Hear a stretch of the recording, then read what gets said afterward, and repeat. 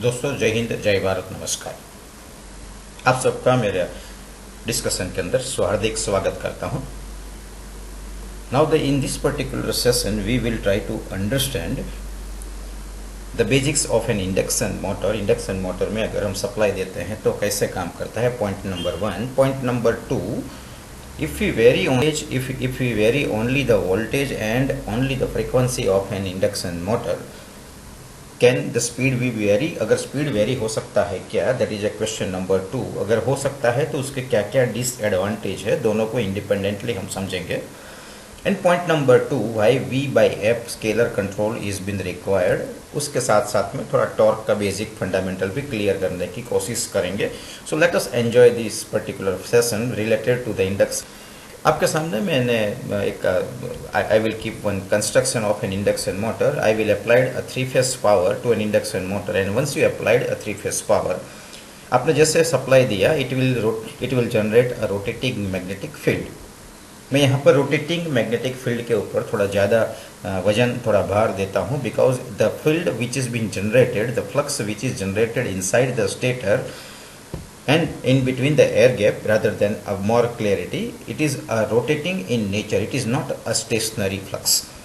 So this particular flux has a magnitude and a frequency both, and that is why it is been called a rotating magnetic field. जैसे मैंने आपके सामने एक image दिखाया है, once you applied a 3-phase power it will generate a rotating magnetic field, and this it has two parameter, one is called magnitude and second is called frequency. And this is rotating magnetic field speed we can, हमको बहुत अच्छी तरह पता है, it is related, it is directly proportional to constant 120 into frequency applied by the number of pole for which motor is been designed. Repeat करता हूँ, once you applied a 3-फेज power to the to the induction motor, it will generate a rotating magnetic field which is having a speed of 120 f by p. यहाँ पर F का मतलब है supply frequency, P is the number of pole for which motor is been design.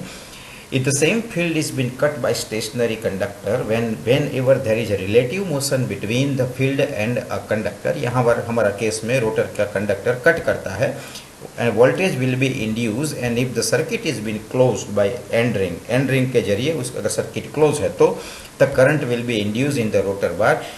यहाँ पर एक तीसरा law apply होता है कि हमने सप्लाई दिया, फ्लक्स जनरेट हुआ, rotating flux cut by the rotor का जैसे कट करता है करंट प्रोड्यूस होता है। करंट इंड्यूस होने के बाद current carrying conductor placed in a magnetic field, Lenz law, force law, it will generate a force. यहाँ पर आपने करंट कैरिंग कंडक्टर को अपने फील्ड के अंदर रखा हुआ है एंड रोटर के ऊपर एक फोर्स जनरेट होता है। अगर उसी सेम शाफ्ट के ऊपर आपने कोई गियर बॉक्स टाइप का कोई अरेंजमेंट कनेक्ट करके रखा है तो it will rotate. The end moment जहाँ पर आपका लोड कनेक्टेड है, the output of the induction motor in a mechanical way is nothing but torque. The motor suppose to generate the required torque and turning moment of force on its own axis. The torque is nothing but force generated by the motor with the radius r. This is a simple equation of the torque. ये जो हमने जो voltage induce किया, यहाँ पर मैंने जो आपको यहाँ पर थोड़ा ध्यान से दिखा देता हूँ, यहाँ पर जो मैंने यहाँ पर वोल्टेज इंड्यूस हुआ है, इट इज़ नथिंग बट 4.44। जो भी वोल्टेज मैंने अप्लाई किया, the mutual voltage induce at the rotor 4.44 flux into frequency into turns into के constant.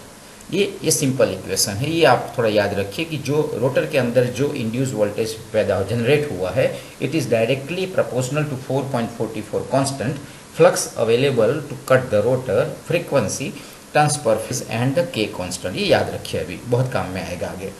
Now moving further, you can see here this particular torque is having a two parameter, force into radius. Now this torque is directly proportional to the flux. जितना flux हमारा healthy रहेगा, मजबूत रहेगा, strong रहेगा, उतना torque अच्छा मिलेगा। That means the torque is directly proportional to the flux. But from the above equation you can see the flux is directly proportional to the voltage, and voltage has a two parameter, magnitude and frequency. Now you can see here बड़ा हमें एक समझ में आ रहा है कि ultimately the torque is directly proportional to the voltage magnitude and voltage frequency। कैसे होता है मैं आपको थोड़ा बता देता हूँ, ये बैकग्राउंड है आपका। Now moving further, you can see here the mutual voltage induced at the, again same equation मैंने लिया है, इसको अभी थोड़ा हम सिंप्लीफाई करते हैं। जो वोल्टेज इंड्यूस हुआ है रोटर के अंदर उसमें से कांस्टेंट को हम रिमूव कर देते हैं। Let me try to remove the constant. यहाँ पर आप देखेंगे अगर मैं फ्रीक्वेंसी खाली वेरी करता हूँ तो मैंने फ्रीक्वेंसी रिड्यूस किया। Once you reduce the frequency the flux will be increase and supply current will be increase, so you can not vary only the frequency. This is the point number 1। अगर आप खाली frequency को vary करेंगे तो flux will be increase and the motor में see the overfluxing type of phenomenon, the supply current will be increase. Now the second parameter, पहले हम frequency को वेरी करते हैं by keeping the voltage constant. यहाँ पर मैं दूसरा एक काम करता हूँ, फ्रीक्वेंसी कांस्टेंट में वोल्टेज को डाउन करता हूँ। If you reduce the voltage the flux, you can see on the image, जो सेंटर इमेज है, यू कैन सी अगर मैं वोल्टेज को डाउन करता हूँ तो the flux generated will be reduce and once the flux generate the motor की torque developing capacity है वो कम हो जाएगी। मैसेज मेरा बड़ा ये है कि if you can not very voltage either frequency, आप इंडिपेंडेंटली वेरी करके स्पीड को तो वेरी कर सकते हैं बट साथ में आपको अफेक्टिंग पैरामीटर जैसे in case of frequency reduction over current and in case of voltage reduction you will see the torque reduction आपको मिलेगा। so these methods are not been ये आपकी जानकारी के लिए कि अगर मैं ये दो इंडिपेंडेंट वेरी करूंगा तो क्या हो सकता है। Me try to third method, जैसे मैंने आपको बताया, यू कैन सी हियर मैं torque is again bar and the voltage is 4.44 flux into frequency into turns per phase into K. Now 4.44 is a constant, मैं इसको रिमूव कर देता हूँ। टर्न्स इज ऑल्सो कॉन्स्टेंट, के factor is also constant, so I will remove the के also. सो बाकी क्या रहा, जो वोल्टेज हमने स्टेटर को दिया है उससे दो पैरामीटर जनरेट हुआ है, one is called flux and second one is called the frequency. Now you can see here, नीचे थोड़ा टॉर्क के ऊपर कांस्टेंट करते हैं। Torque is directly proportional to the flux and if you see you can see here torque is flux and flux is from this equation। अगर मैं flux को एक साइड रखता हूँ एंड एफ को नीचे लेके आता हूँ तो flux is directly proportional to the v by f। मुझे टॉर्क कांस्टेंट चाहिए तो फ्लक्स कांस्टेंट चाहिए। If you want to make flux constant the ratio of voltage applied to the stator and the frequency should remain constant. ये हमें constant रखेंगे तो flux constant होगा, flux constant होगा तो हमारा टॉर्क कांस्टेंट होगा। This is the simple equation.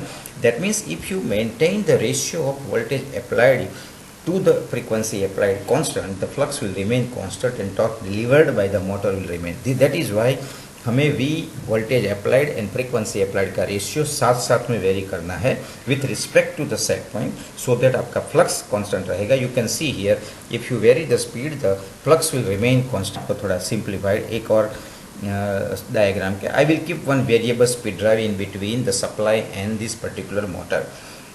If my set point is 100%, the VSD will generate 415 volt and 50 hertz. If my set point is 50%, VSD will generate 207 volt and 25 hertz. That means you can see the V by F ratio in case of 100% was 8.3, in case of 50% 8.3, in case of 25% also you can see the 8.3, and that is why the ratio of voltage applied to the frequency remain constant 8.3 and will remain, the torque also remain constant. This is the beauty of the variable speed drive. If you, ये थोड़ा basic इसलिए जानना ज़रूरी है कि कई बार ऐसा होता है कि V voltage and frequency independent very करेंगे तो क्या होगा, वाई V by F, बड़ा जो biggest question, V by F को साथ में वेरी क्यों करना है, because you want to maintain the torque constant and flux torque is directly proportional to the flux and flux is depends on the voltage by frequency ratio. That is why you need to keep this ratio constant. This is the beautiful arrangement by the variable speed drive to keep the V by F ratio constant in between supply network and the induction motor, for which you need to vary this. This is the end of the lesson number 2. We will meet soon with some interesting lesson 3. Thank you. Dhanyawad.